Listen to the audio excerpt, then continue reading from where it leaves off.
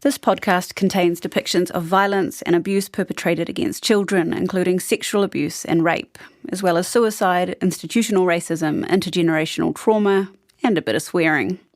But there's also friendship, love, inappropriate puns, and general skulduggery. The survivors of Lake Alice want their stories to be heard. But do take care when and where you listen. Stuff Podcasts.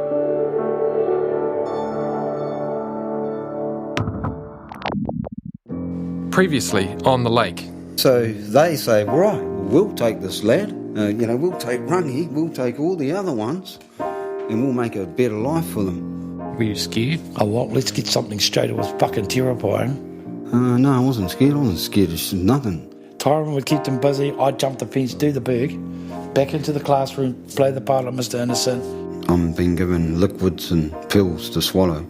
I didn't know what they actually were. The good thing about that was that we did everything together. Okay, I've just fucking landed in the lake then. From PopSock Media and Stuff, this is The Lake, a podcast about the children of Lake Alice. I'm Aaron Smale. Welcome to Episode 2, The National Grid.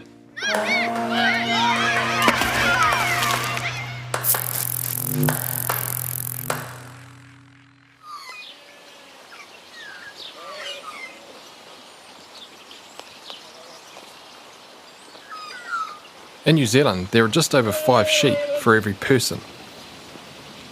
But the sheep ratios have actually declined in the last few years. It actually used to be 22 sheep per person back in 1982. But farming is still a big deal in this country, which means on a road trip, the view out the window is often the same, with just slight variations. Rolling, green farmland. This stretch of road is on State Highway 3. It's mostly a 2-lane road travelling up the west coast of the country's North Island. We're headed northwest towards Whanganui. We've gone straight through the town of Bulls, as most people do, but the town has tried to encourage people to stop by putting bull statues around the town and bull puns in every shop window. The local cafe is delectable. If you need the police, you ask for a constable. You get it. About 10 kilometres on from Bulls, you notice a water tower over to your left. This is our turn.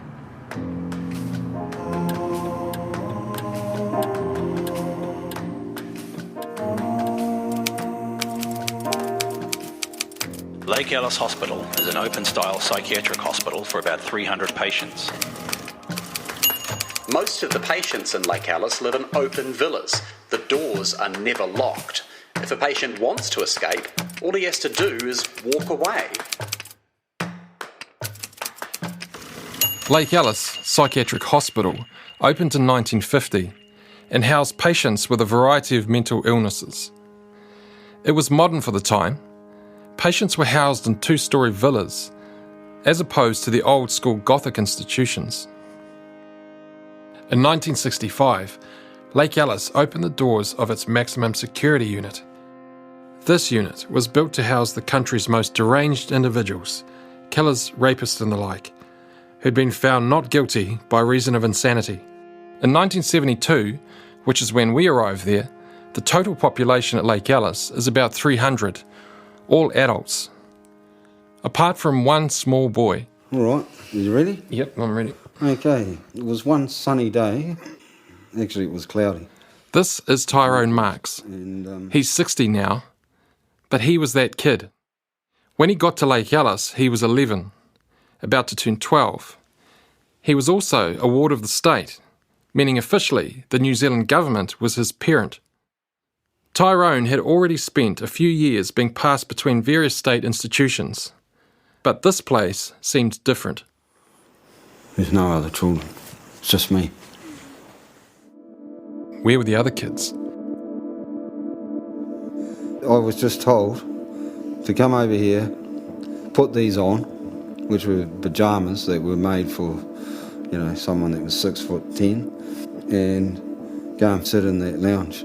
When he arrived, Tyrone bypassed the admin building and went straight to Villa 5, near the back entrance. And then they showed me where I would be sleeping, which was in a big open ward, There's about 15 beds, maybe more.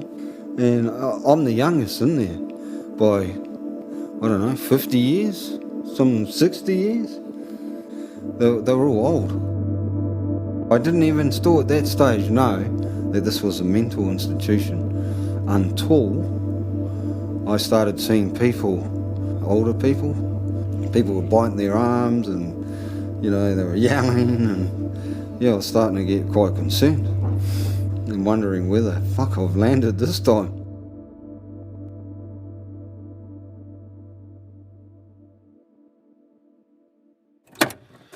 Let's leave Lake Alice for now and get back on the road. We're going to continue north on State Highway 3 for another half an hour, crossing over the Whanganui River and continuing on through Whanganui Town Centre, up St John's Hill. Holdsworth School is right around here, the place Tyrone escaped from when he got hit by that car, before he was moved on to Lake Alice. But we're going to take a right before that, just here to Virginia Lake. Beside the rippling water, some kids are playing a game. The Holdsworth kids on a field trip, and among them is Rangi, Tyrone's little mate and fellow escape artist. The game they're playing involves a native grass called toi toi, which kids call cutty grass, for the way its leaves can slice up your hand. But if you're careful, you can avoid these leaves and break off one of the tall, feathered toi toi flowers. Me and my friend, Tahu Wilson, Tahu Wainga, were showing toi toys at each other. Rangi and his mate Tahu Wainga, plus some other kids, are throwing toi toi at each other. But not just the flowers. The kids have engineered the long stems for flight, adding flax wings so they'd go further, and embedding the tips with 3-inch steel nails. As you do. It went a long way, a very long way. That was kids playing ball. 6 on one side, 6 on the other. The minute you drew blood, you were dead.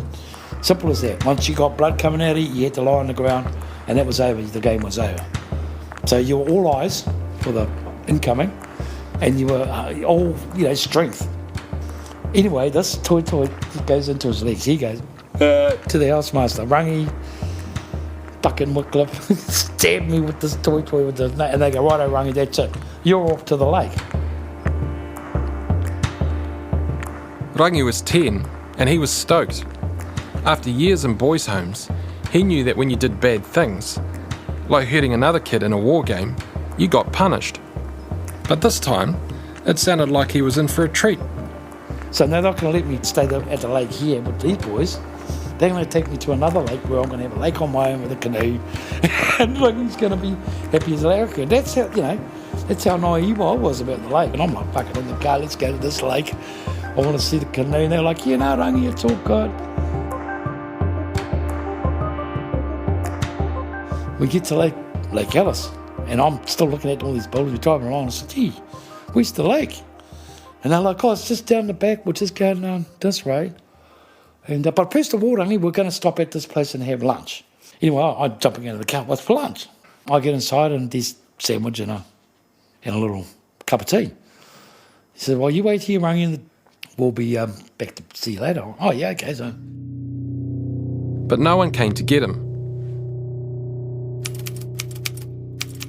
In the past 5 years, Lake Alice has become known more for the presence of a maximum security block housing patients who, in the words of the Minister of Health, Mr Mackay, are a definite menace to the safety of the community.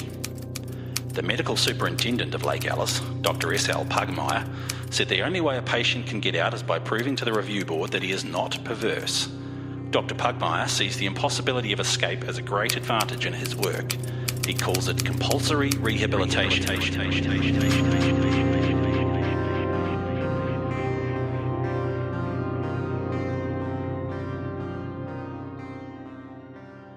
Like a lot of other things, New Zealand's mental health system was imported from Victorian England. And actually, some of the largest buildings built in colonial New Zealand were mental asylums. Institutions like Seacliff in Dunedin were giant stone edifices designed to contain people that were deemed outside the norms of society or deviant, In this way, mental asylums and prisons overlapped in both design and practice. After World War II, these older asylums fell out of fashion, and newer institutions like Cherry Farm and Lake Alice were built. They were designed to look more like normal homes, with fewer patients housed in discreet villas. Lake Alice looks pleasant enough from the main road that runs past its boundaries. Brightly painted villas that house the patients stand in lawns that are kept neat and tidy. A patient's standard of living at Lake Alice could be considered better than that of any average family man. The patient has television, radio, newspapers, magazines and books. He can work on paintings or carvings, and he can sit school certificate or university entrance exams. He's well fed and is waited on at his meals. He can play basketball and swim in the summer. Despite the apparent advances in psychiatric care in some of the newer institutions, those older Victorian-style asylums did continue to operate. Many were run down and miserable places to live. The practices were out of date and not up to modern standards of psychiatric care. This is Emeritus Professor John Weary. Anyway, what can I do for you? He's 91 and had a long and illustrious career as a psychiatrist. He literally wrote the book on psychoactive drugs for children and adolescents. He helped write the criteria for diagnosing ADHD and set up the School of Psychiatry, where he taught a couple of generations of students at Auckland University. In 1970, after studying and working overseas, Weary came home to New Zealand. And I swear to God, I had never seen such poverty in hospital facilities. And I saw what was then Carrington, I think. And I couldn't believe what I saw. I went into the women's ward, and the beds were so close together that the women could hardly get into bed, without having to climb over the other woman. And as Weary said, the practices were out of date too. Like frontal lobotomies, which had fallen out of favour decades earlier in other parts of the world. Some countries had even outlawed them, but John Weary says they were still going on in New Zealand in the 1970s, and that he put a stop to them at Auckland Hospital. Another thing that was happening at this time was a widespread paranoia about young people going off the rails, having sex and getting violent. This had been a concern for a couple of decades.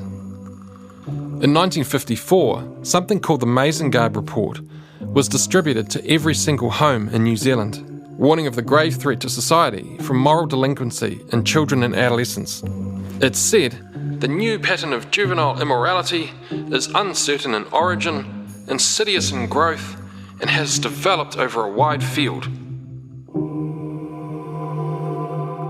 In 1958, there were a series of programs on the YA radio station, the old state broadcaster, discussing these young delinquents.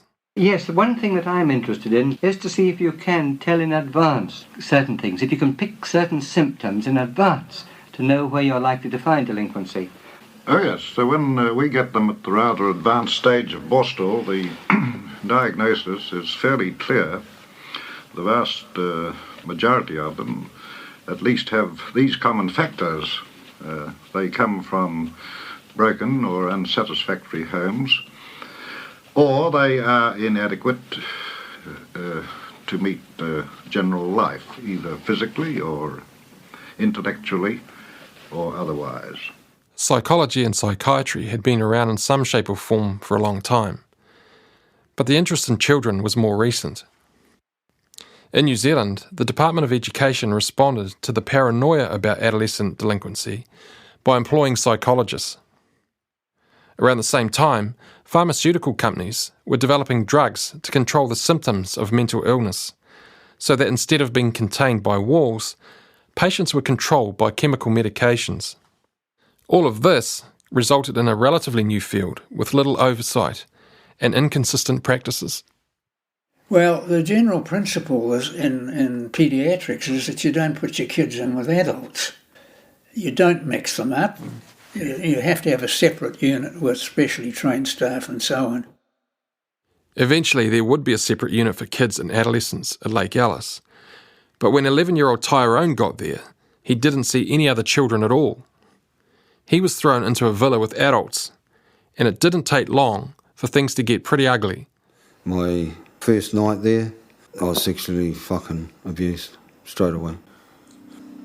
The guy that tried it, I whacked him with a chair right across his fucking head. He just didn't feel anything. It was like nothing. So, yeah, he just abused me, and a few others tried, and I thought I'm actually fucked. Remember, Tyrone's only just got out of hospital after being hit by a car. He's been in a full body cast for 4 months. His first experience at Lake Alice is an adult patient sexually assaulting him. He tries to defend himself. He goes to staff members and tries to tell them what's happened.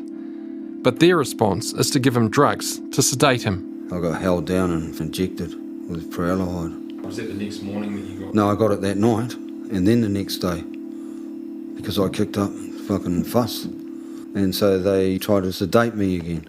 It's kind of like morphine, but when they inject it into you, it's a pain-inducing drug, but the effect is to quieten you down.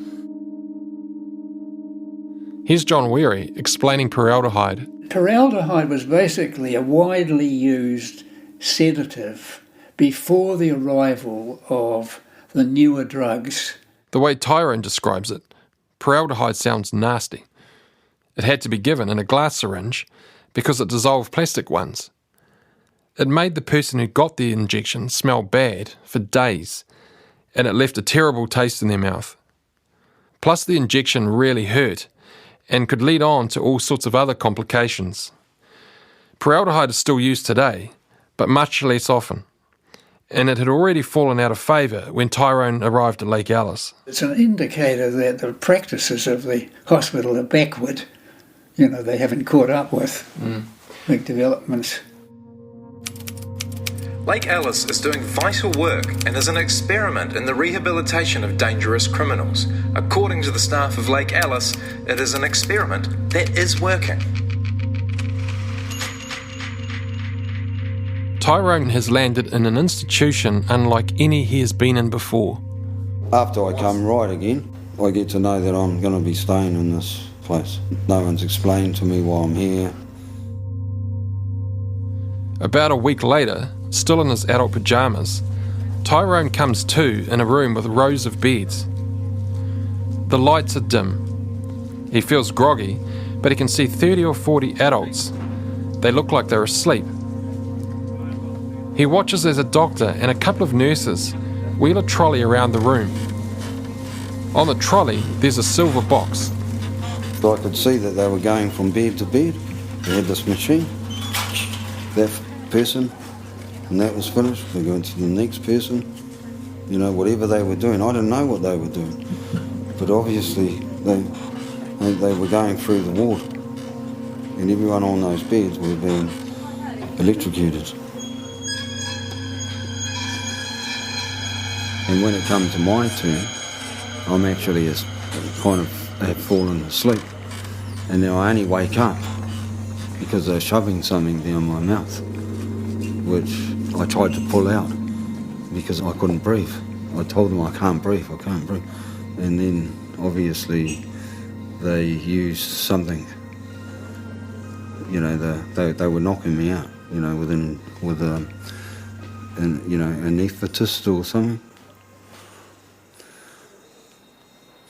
I woke up with a thumping fucking headache and still lying in that bed and wonder if someone just smashed me with a baseball bat or something. And yeah, I've been electrocuted. Were you aware that it was happening when you were electrocuted? No, not that time, no. He wasn't aware because he wasn't awake. But I've seen his Lake Alice files. In that first week, Tyrone was given sedative and anaesthetic drugs over a period of 5 days, as well as electroconvulsive therapy, ECT, over 3 successive days. He also put on weight really quickly, and the wounds from his bike accident were still weeping. The doctor that Tyrone watched moving from bed to bed was a psychiatrist. His name was Dr Selwyn Leeks. Dr Leeks was a psychiatrist based at the Manawaroa Centre for Psychological Medicine in Palmerston North Hospital, which is about half an hour southeast of Lake Alice. Selwyn Leeks went to a boys' school called Auckland Grammar and studied medicine at Otago University. He worked a few different jobs after that, and then left to England, where he specialised in child psychiatry. Dr. Leeks may not have known it, but he was following in the footsteps of his ancestors. Two of them had owned and run mental asylums in the 18th and 19th centuries. After coming back to New Zealand in 1971, Leeks landed at Manawaroa, where he helped set up the Child Health Clinic. But he also did a lot of consulting, visiting welfare homes throughout the Lower North Island. He'd give advice to senior staff and prescribe medication for young children. And he worked part-time at Lake Alice. Professor John Weary was at Otago Medical School at the same time as Leeks, but never met him. He thinks that when Leeks came back to New Zealand, he was professionally isolated. Because of this, we haven't found many people who knew him well. A lot of them have passed away, and others aren't willing to talk. But one person who did know Leeks was a psychiatric nurse called Brian Stabb. Brian worked at Lake Alice when he was in his 20s. He'd only just arrived from England when he took on the job, and he started just 4 days after arriving in New Zealand. How would you describe Dr. Leeks? He was a tall, skinny, very gently spoken man who would sit and talk to kids for half an hour at a time. There was a lot of things about him that he was quite charming, erudite. He had a really good sense of humour. Really? Yeah.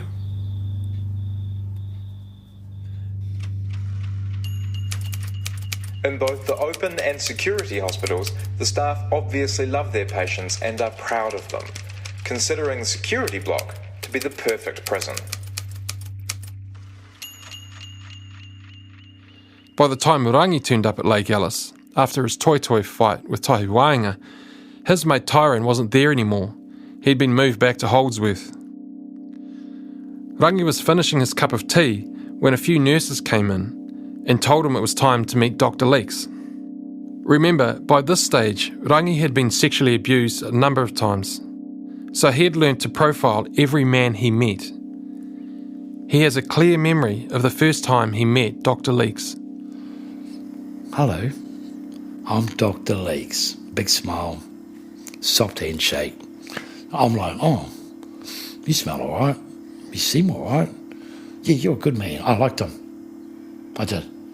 Because of his gentle manner, because of his nature, the way how he looked at me, and he spoke to me about, well, Rangi, you have some problems with Tahi Waenga. You stabbed him. I'm like, oh yeah, we were fighting and throwing toys, and he goes, well, that's not nice, but don't worry, everything will be all right, and we'll follow me upstairs. Leeks took him upstairs, where his nurses helped Rangi into a hospital gown and got him to lie down. It's not till I actually lie down and I get that on the legs, and then it's on the arms, and then him leaning over, go, well, put this in your mouth.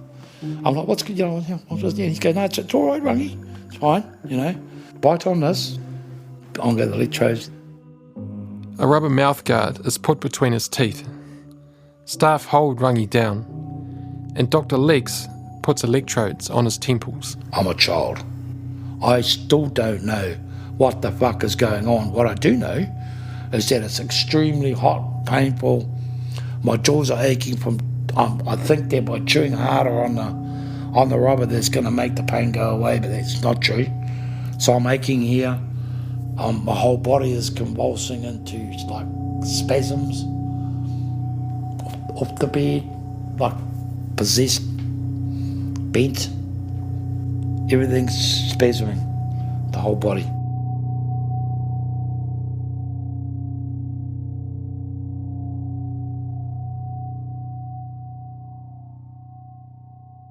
ECT, it's short for electroconvulsive therapy. It's a treatment where electricity is used to start a seizure in a patient, in the hopes of relieving the symptoms of mental illness. The ancient Greeks used electric eels to try and cure people's maladies, but modern ECT was invented in Italy in the late 1930s. At that time, psychiatrists knew that people with epilepsy didn't seem to suffer from schizophrenia. They reasoned that if they could induce a seizure in a schizophrenic, they'd be cured.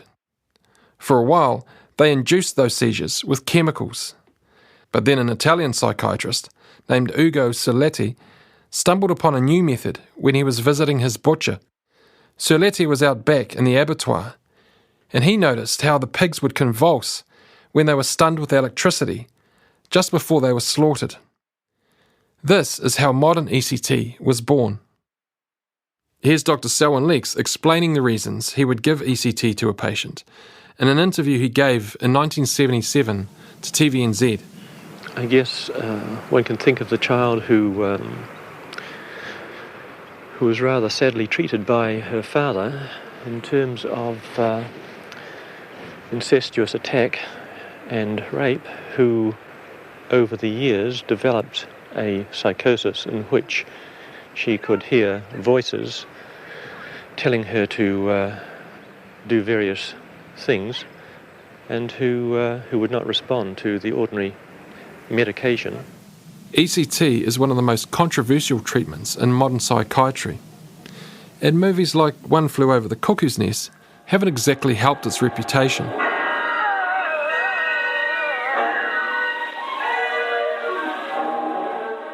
But the practice has developed and changed over the years and is generally seen by psychiatrists as a good option when all other methods have failed. When the patient has a severe depression, it has to be severe. Professor Weary again. That has not responded to antidepressant medication, and you think they're going to commit suicide. But there's one other indication, which is a manic state that has not responded to medication. I had one patient who, in a manic state, jumped out the window at Middlemore Hospital and fell on his heels, fractured both his heels, and I could not get his condition under control, so I gave him ECT, and it worked like a charm. In 1972, Selwyn Leeks officially opened the Child and Adolescent Unit at Lake Alice. From then on, Tyrone and Rangi would be joined by other children. You might have noticed that so far we've only met boys from Lake Alice, but girls were there too.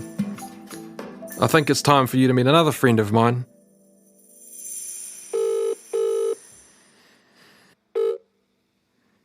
Hey, how you doing?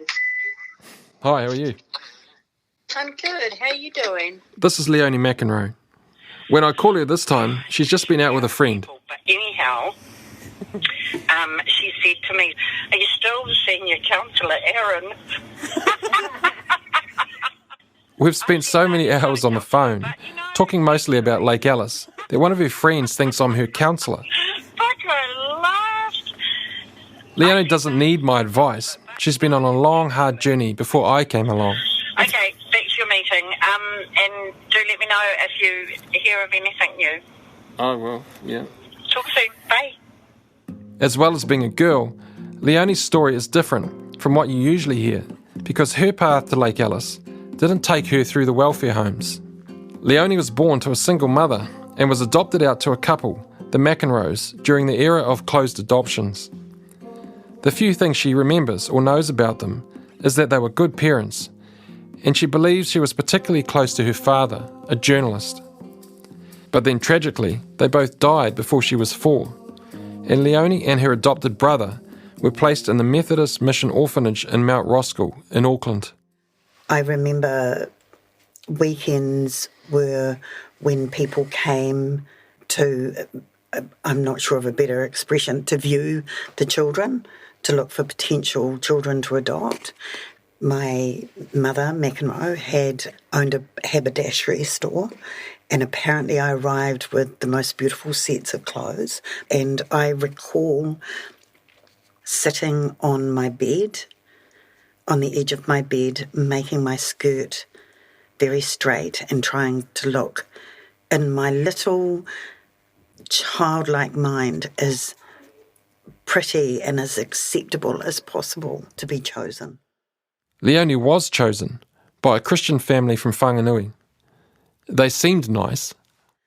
I think that initially there was a real desire to give me a good home, that they were happy to have me. Somewhere that changed. I think that I was too little to have done anything deliberately, defiantly, terribly wrong.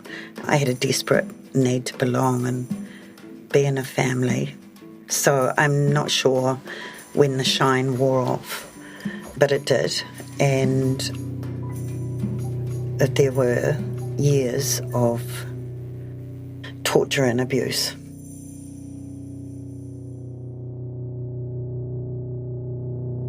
The person that Leonie describes as her torturer was her foster mother. We're going to call her Mother T.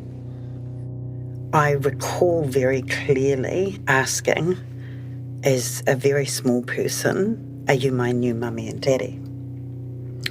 And I used to ask that a lot because as I got older, I recall her scolding me for that.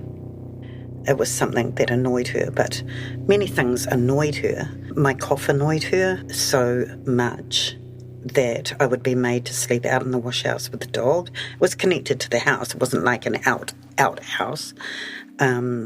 On the floor, on the lino floor in the wash house. I desperately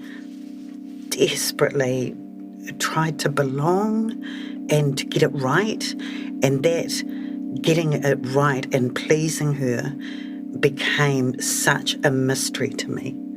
It was so often just the very sight of me seemed to annoy her and enrage her.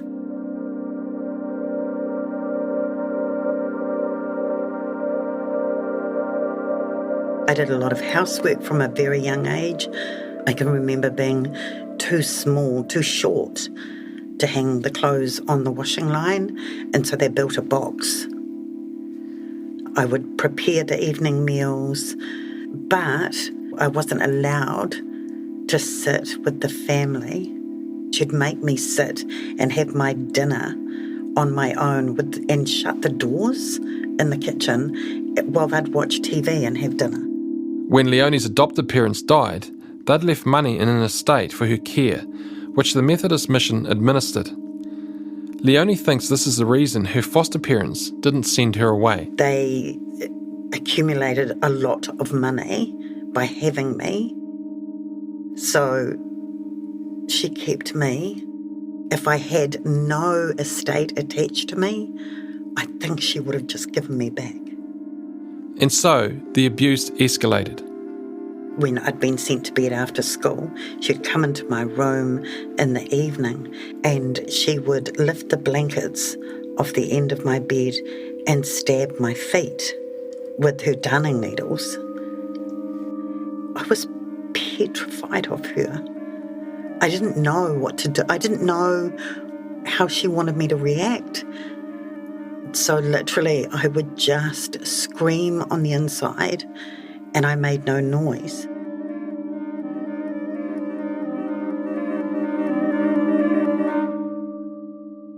Hundreds of thousands of years ago, our ancestors developed survival instincts to help them react to threats, which would have been a deadly animal or a natural disaster. This is called the fight, flight, or freeze response. We might not need to deal with tigers in the wild so much these days, but our bodies still react in the same ways to other threats. Little Rangi responded to repeated physical and sexual abuse with flight. He learned to run. Tyrone was a runner too, but he was also a scrapper. He fought back. Leonie, she froze. She took my afraid to respond as a sign of I don't respond to pain.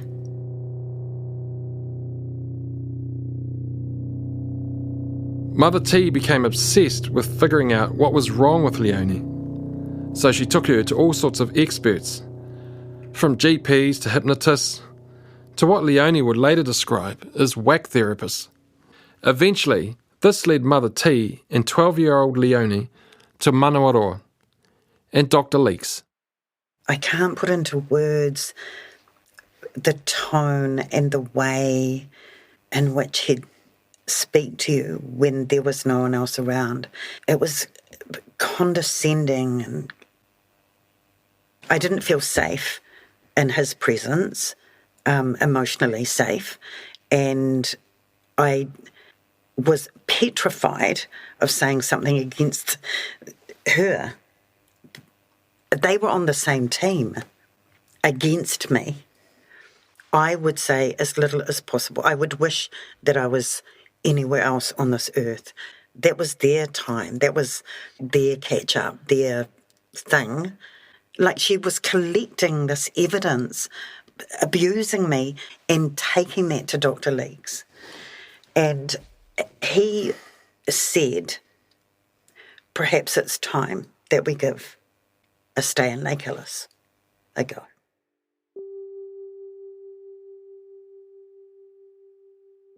Leonie had actually heard of Lake Alice from Mother T. On our way, driving from Wanganui to Palmerston North, you go past the sign for Lake Alice, and for some years prior, she'd say, that's where you belong. One day you're going there. That's where you belong. That's where the nutters go. I mean, everybody knew in that area what Lake Alice was and the stigma it held and the fear and mystery that surrounded it. And she had got it. She was wrapped. Yes. I remember crying my heart out leading up to going. She drove me there and was delighted. There was real joy for her. I didn't think to run away. I didn't think to anything. I was completely powerless. Out of the public eye, conditions at the hospital are not as bright and cheerful. The periodic escapes by patients, some of them potentially dangerous, have alarmed residents in the scattered farms around the hospital. Leonie clearly remembers the day she first went to Lake Alice. It was 1975. The child and adolescent unit had been running for 3 years. Leonie was 14 years old. By this point, there were dozens of boys in one villa and up to 10 girls in another. We went to the admission office, Dr Pugmire's office. Dr Stanley Pugmire was the superintendent of Lake Alice. He's the guy in charge of the whole facility. She presented Dr Pugmire with, she doesn't respond to pain, she lies and she steals. I did steal. I stole 20 cents and 10 cents and 5 cents frequently to try and buy friends with lollies. She was correct. I did steal at school. I stole lunches. I was starving. By that time, Dr Leeks had given her the potential diagnosis of me being pre-schizophrenic. In hindsight, having had a chance to look at documents, what do you know about your legal status? Were you a voluntary, informal? What was the sort of... I was a voluntary, informal patient. I could have walked out at any given point, on any day, in that moment. But I didn't know that. But where would she have gone?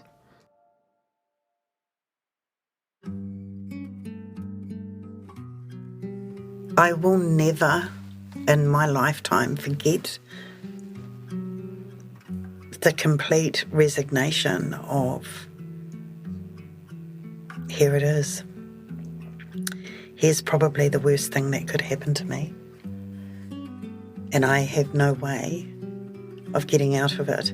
So if I was to run away, I had no friends. If I ran away, I would be homeless. I couldn't run back to her because she would drive me back. I had nowhere to go. I had no choice. And so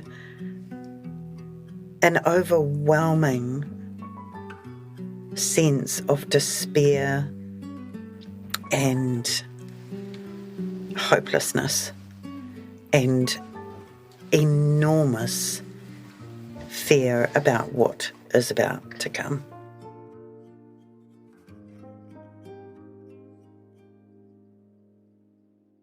Leonie was put in one of the villas, but it wasn't just girls her age in there. Women who were having nervous breakdowns, you'd see extreme behaviour in that.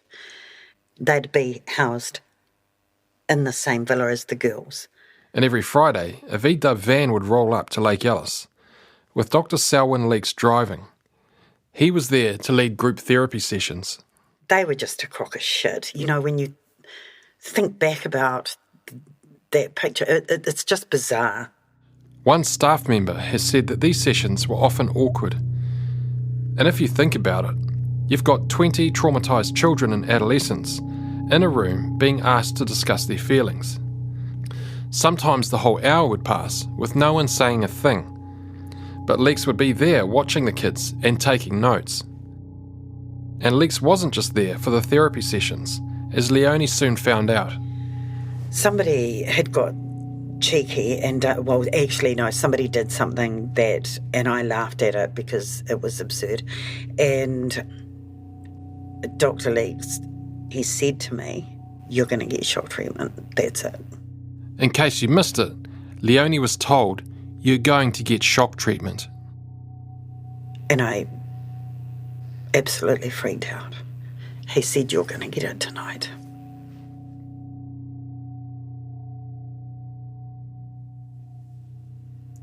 In my world at that time, there would have been nothing more terrifying than you could threaten me with. Nothing. If you've heard about Lake Alice, you've probably heard some of this, about kids getting shock treatment there. But here's the thing. They weren't getting ECT. Not most of the time anyway. As we've said, ECT was and is considered a valid treatment for some mental illnesses. Lots of people are critical of it, but there's lots of people that are supportive as well, including patients who see it as a lifesaver. But proper ECT follows certain protocols. First of all, it's modified. Patients are given muscle relaxants and anaesthetic, so they're unconscious when the shock's applied. It's also relatively painless. But the kids at Lake Alice describe incredible pain, and they weren't usually given drugs beforehand. In other words, their shocks were unmodified. From what we've been told, Selwyn Leeks also had a habit of riding the dial on his machine, dialing up the intensity of the shock during the treatment. This is also extremely unusual, but you don't need to take my word for it.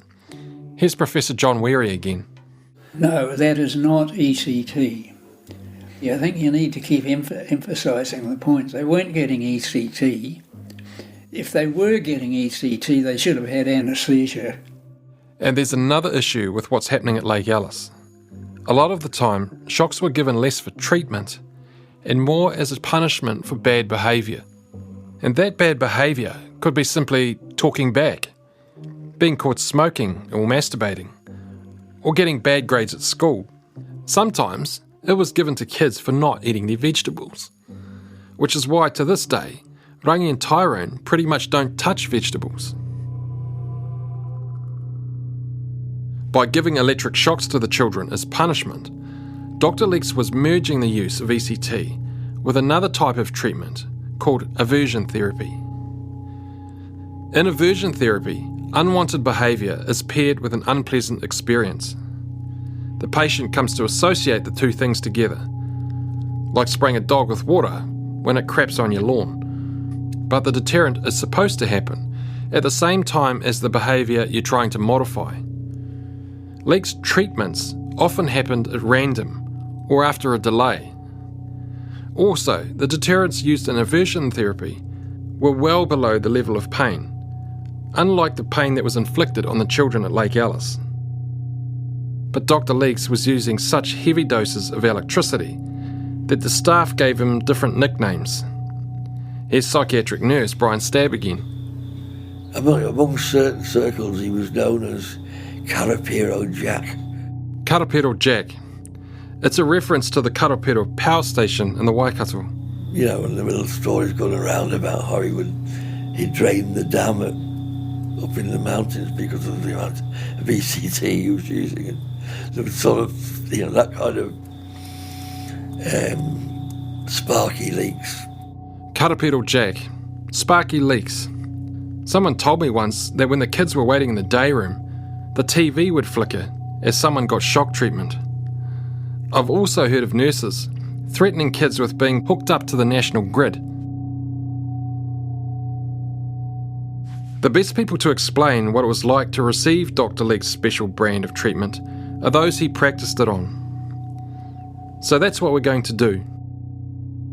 But just a heads up here, this next bit is pretty intense. So pause and listen later if you're not in the right space to hear it. You're also going to hear a few voices you don't know yet, but you'll get to know them in time. Remember, these are adult voices, but at the time they were kids. We'll start with Rangi. Going into that day room and watching these kids curled up on the floor, absolutely terrified. Shitting, pissing, meowing like little kittens. Kids were taken up to the room. They were taken upstairs, just past the office, turn right. Dragged up the stairs. By the time I got up there, everything was all set in and ready. The machine and on the trolley and everything. The machine that was used was a steel grey box with a dial, meter, gauges or whatever they are. A red light? Yeah. When I saw the trolley, I know it must be a treatment of some sort. The electrodes were like headphones. They had bandages on the end. Before they inserted the electrodes onto your body parts, they soaked it in a solution to conduct the electricity as it's going through your body. They would turn around and grab me and throw me on the bed, and they'd all pile on top of me, and pin me down from the shoulder blades, my hips. I couldn't move. He stood over me and put the electrodes one by one across my head. And he said to me, "You won't get cheeky again, will you?" And when he turned it on, that boy,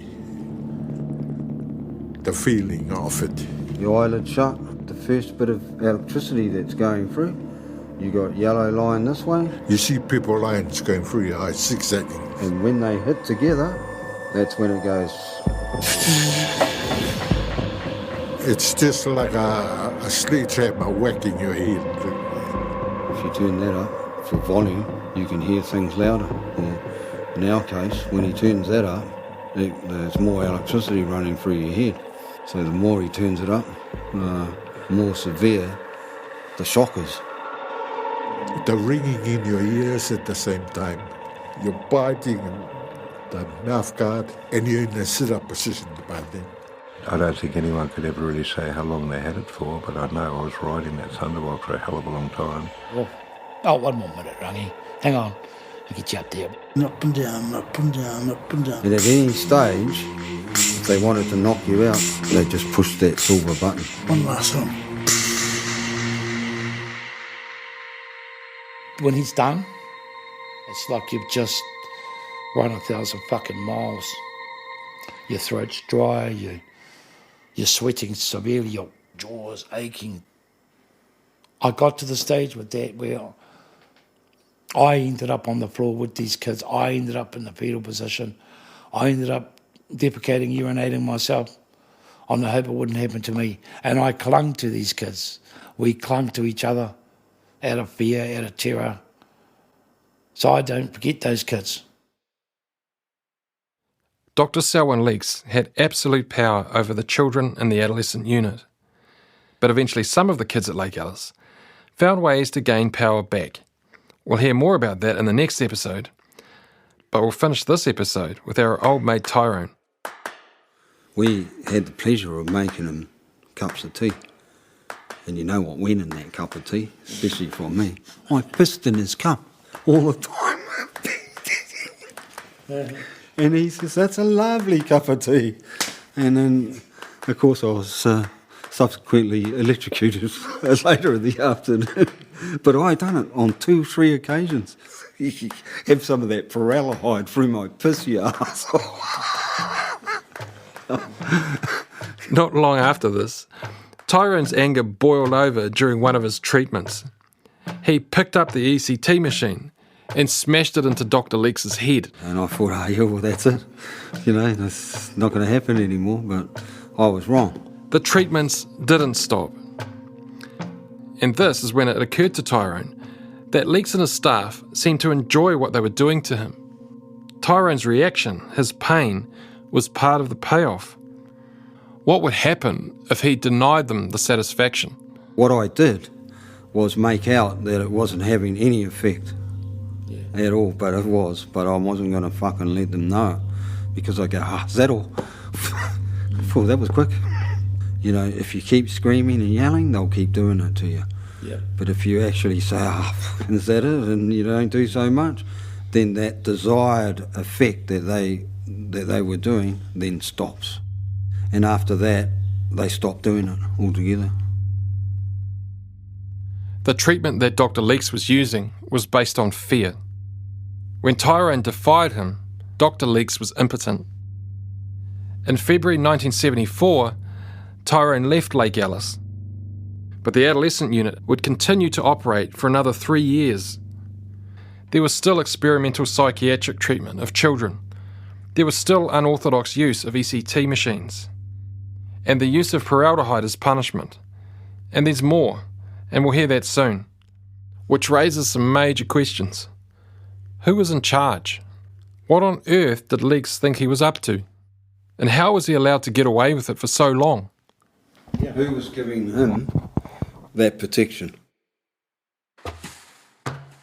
Coming up in the next episode, a Niuean boy gets the message out to New Zealand about what's really happening. Finally it comes. No.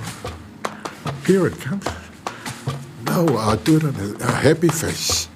And the children of Lake Alice find some allies. Well, I thought they were normal children, just with problems.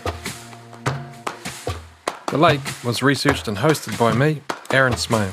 It was produced, edited and scripted by Kirsten Johnston and Melody Thomas at Popsock Media. Tyrone Marks helped support survivors during our interviews. Ben Lemmy wrote music for the series and recorded the narration. Mark Chesterman did sound design and the final mix. At Stuff, our script advisors were Eugene Bingham and Adam Dudding, and the commissioning editors were Carol Hirschfeld and Patrick Crutzen. This podcast was made with the support of New Zealand On Air.